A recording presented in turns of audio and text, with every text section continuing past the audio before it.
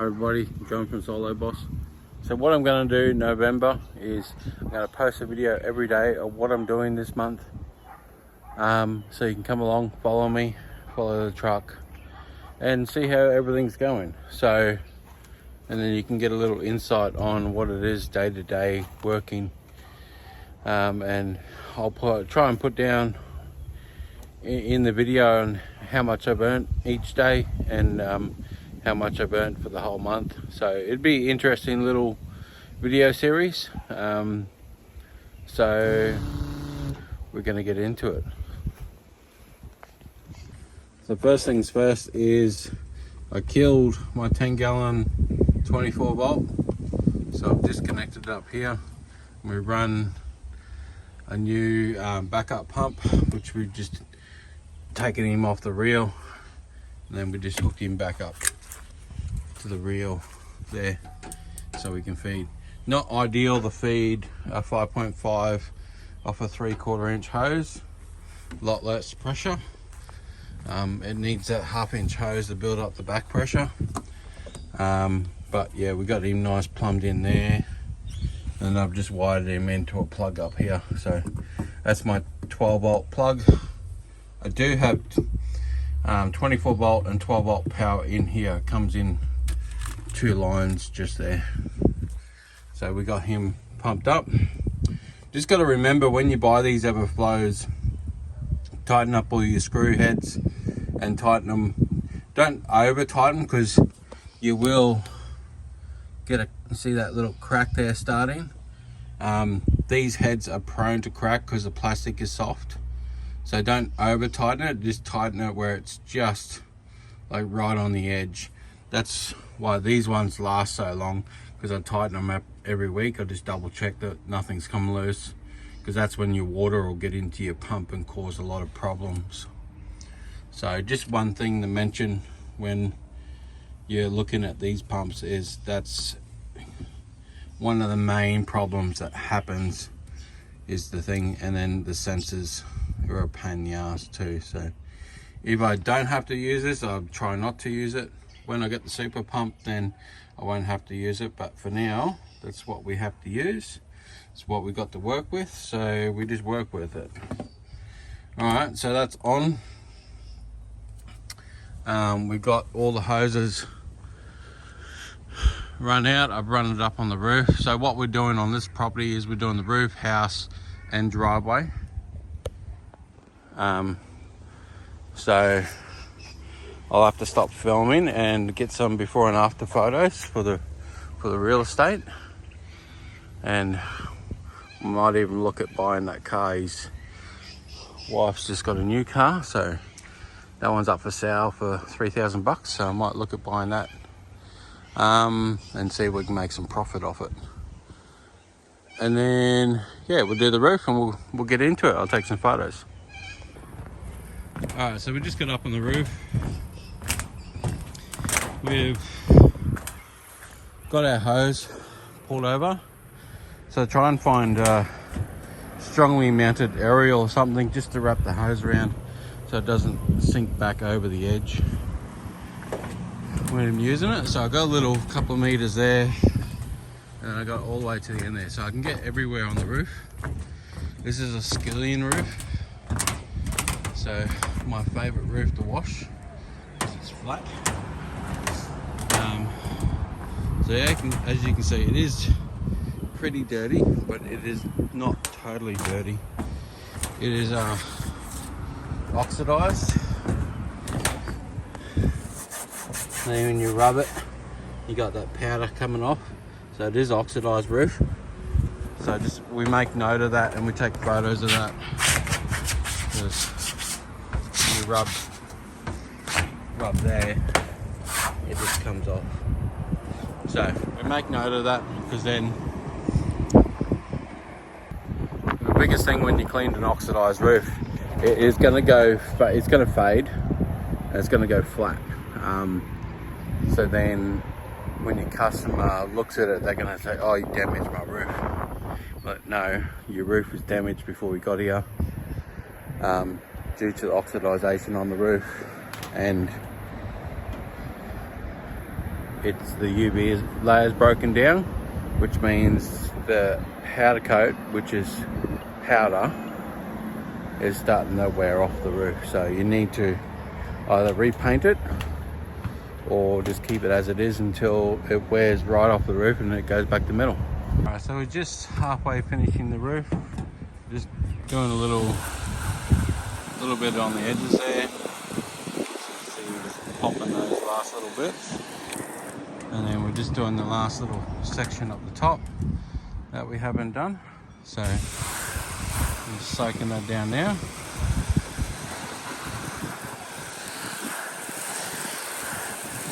As you can see, I'm walking down on the cleaner stuff, because as the water comes down, it's going to roll down in the groove, so you're not really touching the water when you're walking over top, so you don't have to worry about slipping.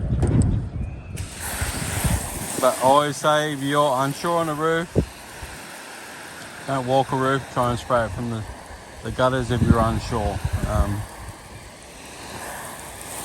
Don't try and, like that section there I've just sprayed, so we'll try and walk down on the clean section.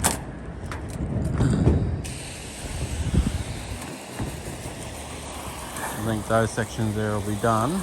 We're just double checking.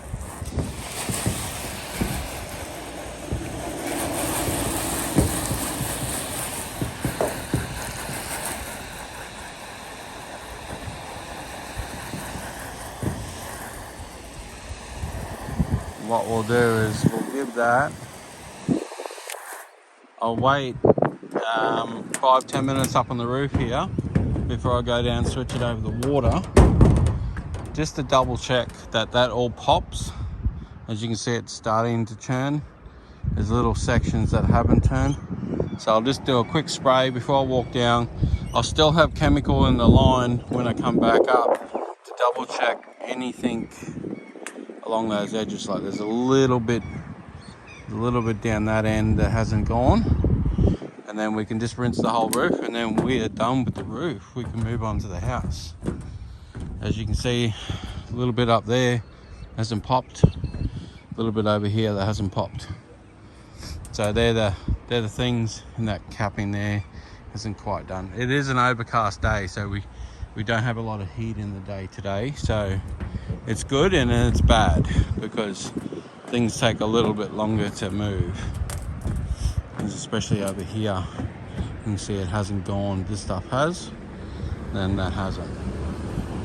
So we'll just do that now, and then we'll have this roof done. Alright, so we've done the roof. Now we're cleaning the house. As you can see, it's quite mouldy, so we're going to give it quite a bit of a dwell. So we'll do a fair bit and then dwell it. So I've cleaned up all the concrete. So we've got the Smart Stream remote, we've got the M5 twist nozzle on, so we're going to turn the button on the side. See if you can hear that. You're going to turn you don't need the aerial up when you're this close. So it's on. So it'll take a few minutes. Put that in my pocket. It'll take a few minutes for the chemicals to come through. I'll just rinse off this concrete while I'm waiting.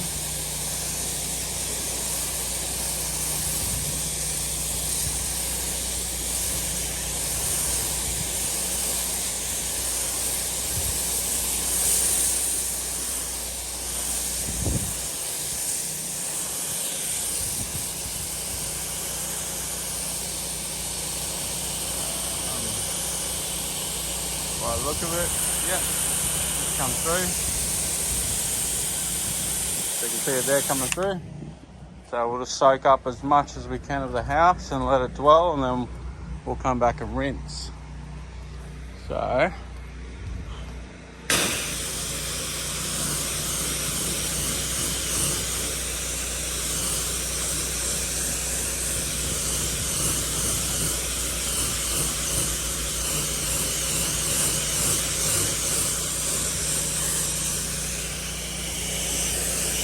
give everything a nice drench.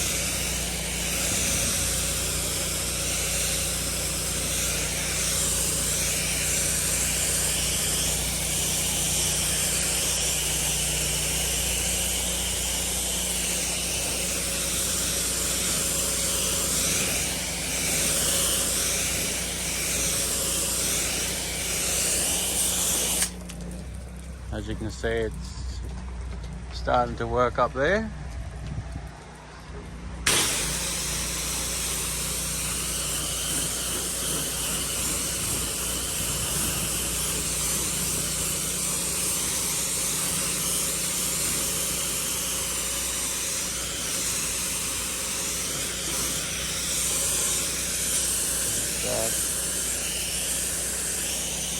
Leave a bit on this concrete.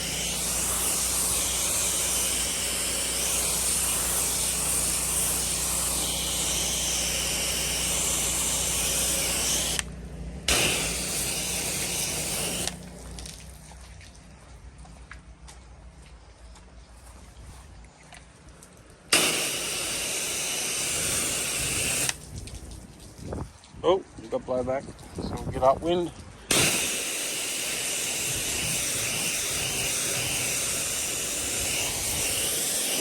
Give this wall a good scraping.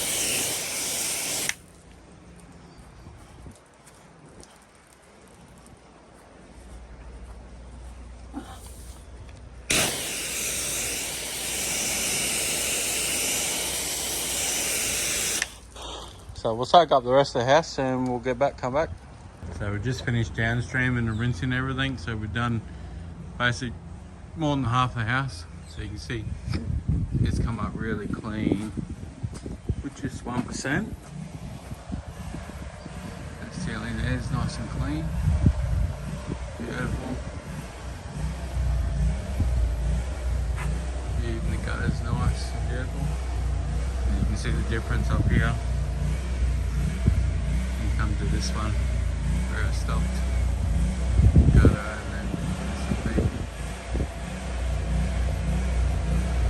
okay, so we finished that one. So it's $1,000 in the bank. We're going to head out. We're going to top up our chemical tanks because we got another one to do, which is roof, house and driveway again. Catch you later. Alright, so we just rocked up with the second job of the day, which is a duplex. Top and bottom level, and we got this driveway and that driveway there. So we're clean both driveways, clean the whole house.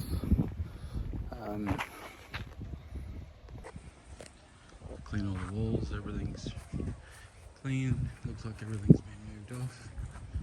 So we'll get in, we'll just downstream the whole lot. And should be good. Clean that up. And that. Oh, we just run out of water. We just finished cleaning this driveway and we were just hosing it all off. And we run out of water. There's a tank underneath there and we were feeding off this tap just down there, not realizing that that tap is fed right through the building and then comes back into that corner. So what we did was find the most direct tap, which is down the back. So the water main is there, comes straight across into the house, straight up, straight down, straight to the tap on the back corner. So what we did, we tapped into that one, which is down there, and it comes up over straight down into there. So we got a direct line of water before it goes into the house. And then my little filter, when I was running out of the tank water, wasn't even, it was trickling into here. Now you can see it's going like mad because we've got better flow, better pressure, and we're not trying to go through the whole house at the same time. So sometimes the first tap that you hook up to is not always the best tap, so just double check that.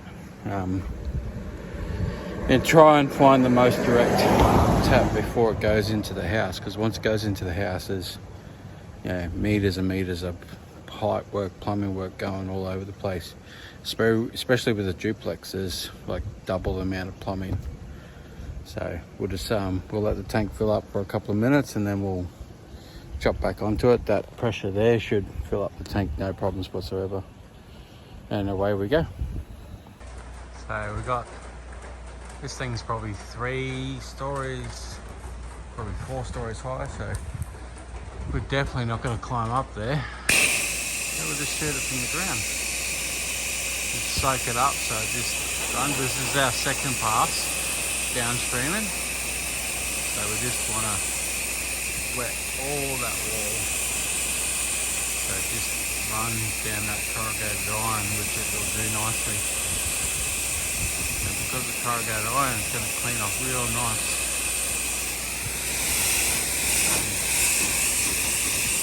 All downstreaming.